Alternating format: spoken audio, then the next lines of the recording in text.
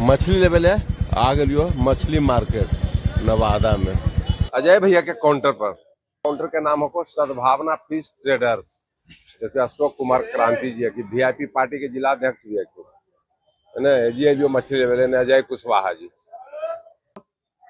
तो देखो ये कैसे मछली है को, कौन कौन मछली है को पहले तो एक बारे में जानबो।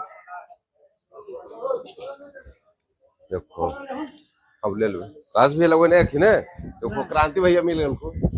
कौन मछली लिए?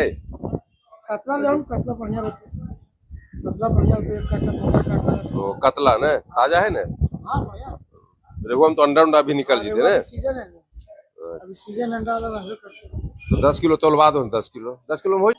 अच्छा पीस दबो जी है ना। इसीलिए आवो यहाँ जान पहचान है तब ने आ जाइए। चलो चलो बहुत है, ठीक है ये दे दो। कटवा था लेकिन कट गलो सर, छोटा छोटा पीस कर ले लो ना, मुड़िया फड़वा ले लो। चलो हो जते भुंजा आ जते। इधर देखो काउंटर पर जो मछली उछली बिकले ने ओकर हिसाब किताब हो रहा है। नवादा के जो मछली मार्केट है कौन बिक्री के मत पूछो, यहाँ गरगद्दा मचल रहा तो सुबह से ही इतना मछली। तो देखो टेम्पू के टेम्पू लदा के जा रहे मछली।